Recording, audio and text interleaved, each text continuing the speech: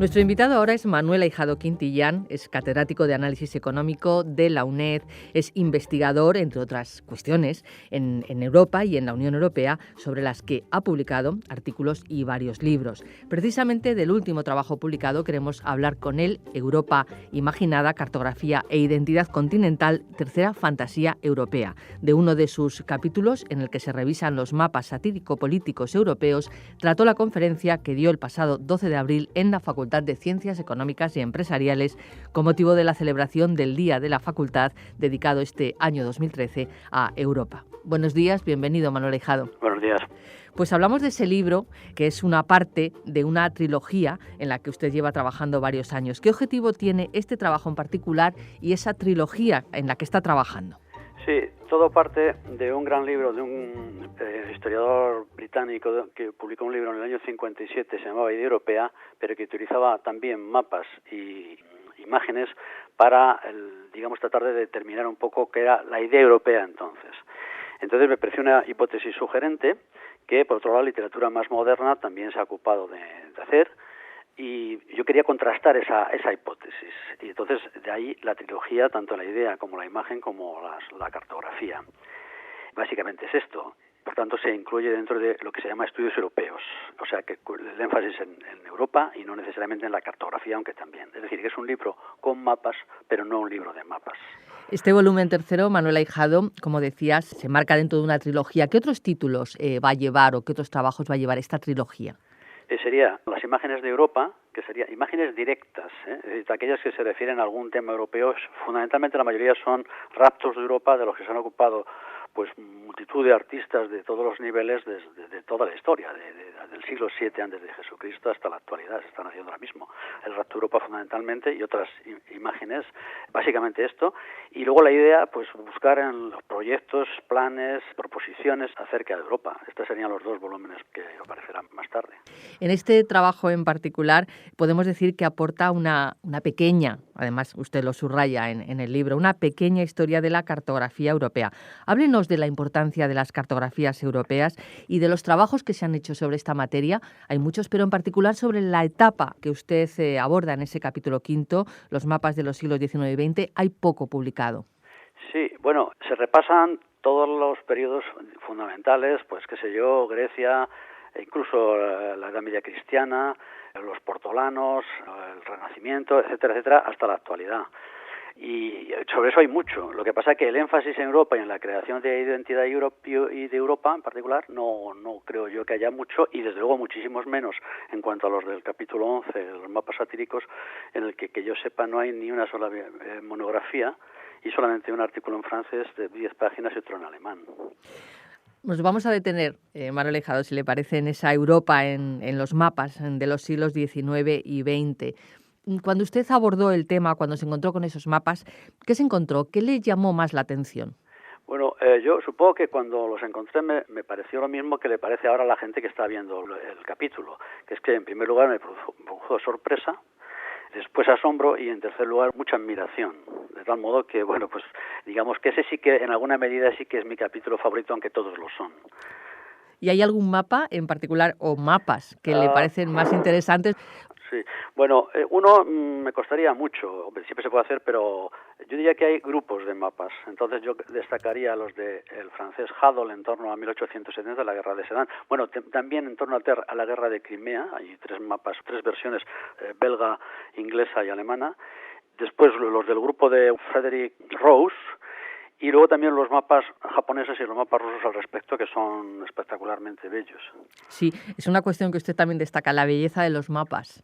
Bueno, la fascinación se dice de todos los mapas y a lo largo de la historia de la humanidad, cosa que parece que es así y además se contrasta, ¿no?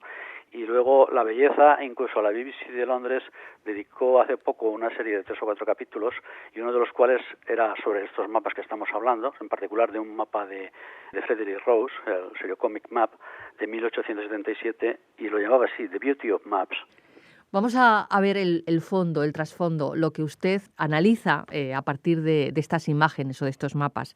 Primero, Europa imaginada. ¿Qué significado le da usted en el libro? Porque Europa imaginada, identidad europea, plantea unos ciertos problemas conceptuales. Correcto. Lo de imaginada viene de que, bueno, la tesis central última es que la hipótesis de la literatura, en mi opinión, no se contrasta, es decir, no es cierto. O sea, salvo que uno tenga un listón muy bajo respecto a cómo evaluar las cosas. Yo creo que se puede mantener una cosa y quizá la contraria, es decir, es un tema, en último extremo, bastante gaseoso, eso es mi opinión. Y por tanto, eso, cuidado, lo que ocurre es que una cosa es que positivamente a lo largo de la historia los mapas han ayudado o no a crear identidad de forma, insisto, positiva, y otra cosa es que normativamente en la actualidad se podrían recuperar estas viejas raíces, estas viejas muestras para sí ayudar a crear a una identidad europea en la actualidad y en el futuro, cosa que no existe, por otro lado. Sí, porque usted plantea en algún momento, o se refiere a una gran pregunta, ¿cuándo los continentales tuvieron conciencia de sí mismos y de sus raíces comunes? ¿Se ha llegado a tener esa conciencia en algún momento? Vamos a ver, la formulación de la idea en realidad no es mía, sino que es de un gran historiador que es Federico Chabot.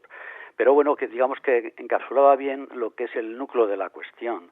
Y precisamente se puede contestar ahí. Yo diría que no, como he dicho en la pregunta anterior, por cuanto que el tipo de, digamos, de contrastación empírica que hace la literatura es muy suave, muy tenue. Ya digo que se puede mantener una cosa y la contraria, ¿no? Pero ¿cómo se mide eso? ¿Cómo se contrasta? A lo mejor en un siglo hay una o dos personas que dicen una frase suelta y claro, si eso es ayudar a crear identidad, pues a lo mejor sí. Hombre, también es verdad que lo que hay que hacer es encontrar un método para definir qué es lo que estamos contrastando y, mejor dicho, cómo. Y las dos cosas, vaya, realmente. ¿Qué conclusiones podemos sacar de esta revisión cartográfica de ese capítulo que revisa los siglos XIX y XX? Precisamente el capítulo que usted alude, justamente lo que insiste en la tesis que yo mantengo, que ahora a 30 años o 40 de la creación de la Comunidad Europea del Carbón y Acero, que es el verdadero arranque de la construcción moderna, pues había tales enfrentamientos, tales que eran, pues qué sé yo, de la Primera Guerra Mundial, la Segunda Guerra Mundial, las guerras de Sedán o otras que hubieron en ese periodo que va de 1845, la Guerra de Crimea, hasta la Segunda Guerra Mundial, pues que si eso es unidad, unión o incluso, salvo que se define la identidad, pues como un grupo de gentes todas ellas enfrentadas, yo no entiendo por eso. Por este concepto yo no entiendo una identidad, salvo que no sea una identidad guerrera autodestructiva, cosa que yo creo que no es el caso. A partir de esos mapas que usted analiza, fundamentalmente de los que estamos hablando en los siglos XIX y XX, ¿se pueden ver los proyectos europeístas a lo largo de esta etapa y cómo se han valorado por el público, por el ciudadano, por la opinión pública? Vamos a ver, hay un epígrafe incluso en el capítulo relativo a los siglos XVII y XVIII, en el que se trata, porque claro, como usted ha oído bien en la primera pregunta, hay una trilogía. Entonces lo que yo hago, claro, lógicamente es una trilogía conectada, no son 3 libros cada uno por su sitio. Entonces lo que hago es una referencia de uno a los otros 2 y los otros 2 al uno, etcétera. Y entonces yo creo que en los 3 justamente la hipótesis no se contrasta. No hay, ni siquiera en el gran proyecto de Sully, que es muy famoso en sus memoirs, le llaman el gran design, el gran diseño, pues ni siquiera hay un mapa explícito. Se puede hacer una reconstrucción mental de qué es lo que tenía en la cabeza el primer ministro francés entonces, que en general era, pues, como siempre a lo largo de la historia, que han sido casi siempre proyectos franceses, de crear una unidad europea pero bajo hegemonía francesa.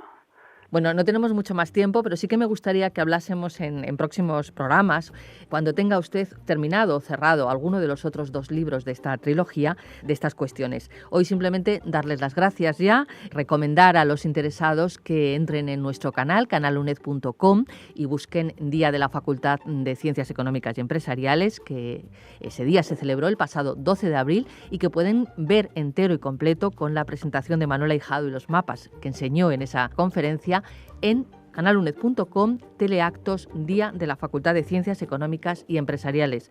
Y Manuel Aijado, enhorabuena por este trabajo de compilación sobre estos magníficos mapas y lo que nos explican sobre la idea de Europa. Hasta una próxima ocasión. Muchas gracias a ustedes y estaré encantado de venir tantas veces como sea necesario y conveniente.